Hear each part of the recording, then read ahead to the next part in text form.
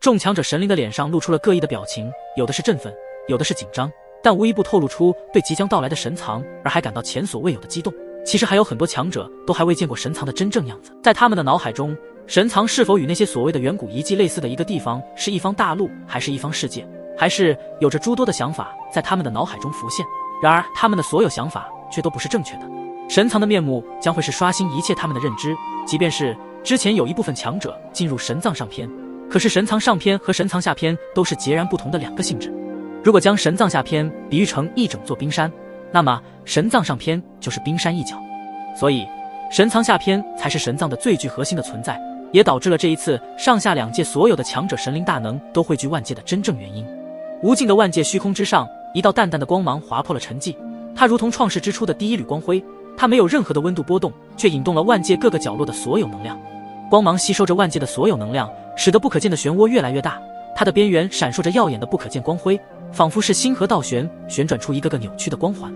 不断的旋转扭曲，制造出一片片混沌的无形风暴。在这股混沌风暴面前，即便是大道神力乃至于造化神力也显得苍白无力。这个不可见漩涡无声无息地旋转着，蕴含着无法形容的浩瀚之伟力。随着不可见漩涡的不断扩大，一股难以言喻的能量波动开始蔓延，如同一颗陨石击在了海洋中，激起了诸神万界的激烈波澜。一些敏锐的强者神灵大能，他们的眼神中流露出惊疑和警惕，因为他们能感受到这股神秘的力量正在吞噬着万界中的一切能量。突然在人群中传来一阵阵激动的呐喊声，是神藏降临了。原本的平静紧张的瞬间再一次的被打破，取而代之的是无尽的狂热。他们相信神藏的降临将会给他们都带来更强大的大道造化机缘，甚至可能是通往更高层次的钥匙。然而不可见的漩涡中心，那道不可见的浩瀚之伟力正在悄无声息地吞噬着诸神万界的一切能量。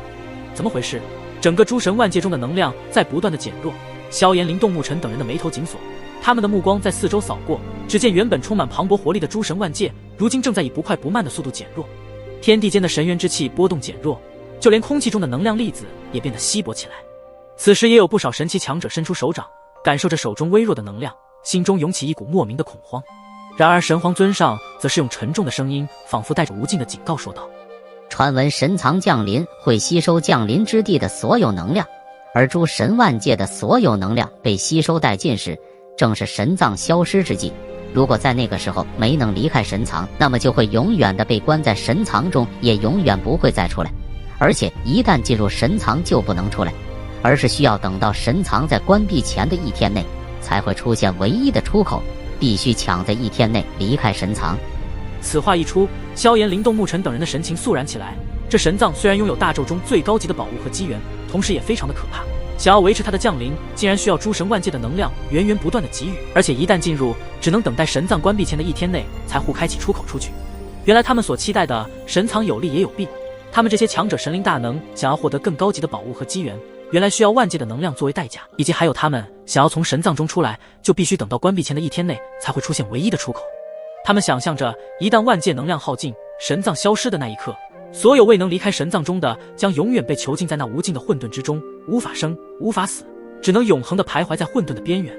这神藏看来并非那般简单，我们必须在万界的能量被吸收殆尽之时，一定要从里面出来。萧炎、林动、沐尘的身体都不由自主地紧绷起来，那是来自对神藏的一种恐惧。而神皇尊上的话也传入了万界强者的耳朵中，他们也开始感受到了神藏的恐怖变化。他们纷纷抬起头，目光中满是不解和惊恐。原本万众瞩目、充满期待的神藏，如今却笼罩在一片压抑的沉默之中，连空气中都弥漫着一种令人窒息的紧张气氛。谁也不知道他们进入神藏中后会发生什么样的事情。轰隆！在那万众瞩目的瞬间，万界天穹之上，一个巨大的不可见漩涡也随着巨响轰然显现在所有强者神灵大能者的视线之中，其规模之庞大，足以堪比诸神万界的1/3面积。这一刻，所有万界强者神灵大能的目光无不为之一怔，他们的嘴巴震惊地张开，仿佛可以吞下世间万物一般。这是一幕前所未见的奇景，从不可见到现在的可见漩涡之中，浩瀚的伟力如狂潮般涌动，即便是他们强大的神力，在这股浩瀚伟力面前也显得微不足道。在庞大漩涡的边缘处，有着一道道奇异的光环在逆转着，形成了一幅幅动人心魄的图景。万界的能量在光环的牵引下不断被吸入漩涡之中，而在这些光环内，仿佛有无尽的星河在其中流转，散发出耀眼的光辉。在这股力量的包裹下，万界的强者神灵大能似乎都能感受到一种来自大咒深层的呼唤。每个强者的脸上都写满了震惊之色，他们的眼中闪烁着对这神藏之中的好奇与对强大力量的渴望。那股伟力之庞大浩瀚，也他们意识到，这不仅仅是一个神藏，更是一个新时代的开启，一个新纪元的诞生。在这股浩瀚之伟力的影响下，万界的氛围似乎都发生了微妙的变化，万界空间仿佛被重新编织，原本的大道规则在这里统统失去了效力。那就是神藏吗？好恐怖的伟力！此时，来自各大神界域的神族神灵大能都露出渴望凝重之色，即便是他们这等存在，在神藏这股浩瀚的伟力面前，都难以将其撼动。大宙中的小宇宙，果然不是我等能够撼动一丝。9大界最强的神皇尊上都暗自感叹神藏的恐怖。这就是神藏下篇吗？这股震撼感远远高于神藏上篇时的降临，看来其中定有我所要寻找的答案了。元尊自言自语地抬头望向万界天穹之上的神藏漩涡，轰！又是一声震撼天地的轰鸣，仿若神鼓震天，回荡在万界之间。紧接着，万界天穹之上的神藏漩涡如同被一股浩瀚的巨力搅动，突兀地涌现出9道绚烂的银河。每一道银河犹如织女抛洒的锦缎，色彩斑斓，各自独立，交织出一幅幅异彩纷呈的画卷。这些银河不仅形态各异，呈现出9种不同的颜色银河，每一道银河之中都散发着令人心悸的浩瀚气息。就在这9道银河显现的同时，无数万界的强者，各大神族的神灵大能们目光灼灼，不再迟疑。他们纷纷催动自身的强大神力，如离弦之箭般直指9道银河之中的那道呈现耀眼金色的银河。金色银河在众多神力的冲击下，竟似活了过来一般，波光粼粼，金色的光芒愈发耀眼，仿佛能将一切吞噬其中。金色银河，无之所向。一位为万界的强者高声宣誓，声音中满是坚定与决绝。他们全身神力汇聚，化作一道璀璨的流光，直冲那道金色银河。随着他们的身影没入那片耀眼的金色银河之中后，其他万界强者也紧随其后，争先恐后地涌向各自的归宿。这一刻，万界间的气氛骤然紧张而又充满了战意。每一位强者都明白，这9道银河代表着9种命运，唯有最强者才能在这神藏之争中脱颖而出，获得更高级的机缘以及荣耀。除了金色银河之外，还有青色、黑色、绿色、紫色、粉色、红色、幽蓝色、琉璃色等银河，散发着不同颜色的微弱光芒。在广阔的万界之上，9道银河如同天际的绸带，绚丽而神秘。金色银河乃是成为了众多强者的首选，当然金色银河也是神器联盟的锁定目标，流光溢彩，仿佛是诸神力量的源泉，光辉璀璨，照亮了那些进入银河中的强者之路。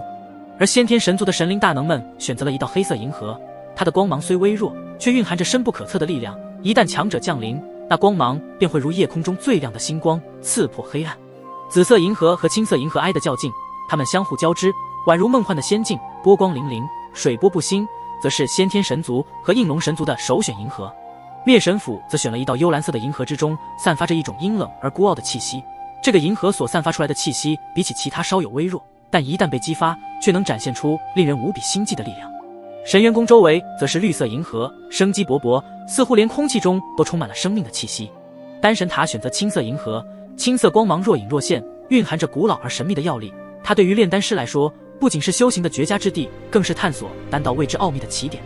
而那道红色银河，萧炎、灵动、沐尘他们正在凝视，它不同于其他银河的宁静，而是充满了激情与火焰，仿佛连空间都在燃烧，预示着一场惊天动地的大变故降临一般。无论是金色的辉煌，还是黑色的深邃，亦或是红色的炽热，每一种光芒银河都代表着不同的命运与选择，而他们将在这红色的光芒中书写属于自己的机缘。神皇尊上前辈，那么我们就先进一步了。萧炎、灵动、沐尘三人对视一眼，然后与神皇尊上拱手说道：好，我们会在神藏中再次相遇的。神皇尊上脸上挂着淡淡的笑容，但随着他话音落下之后，他的目光便是锁定在了琉璃色银河，似乎他对这个银河有着一种独特的共鸣。云云，你先和圣花殿殿主他们同行，我们在神藏中再会合。萧炎丢下这句话后，与灵动、沐尘等人化为流光，直接冲入了那道红色银河中。随着他们接触红色光芒那一瞬间，一股炽热的能量融入他们的道体之上，最后3道身影消失不见。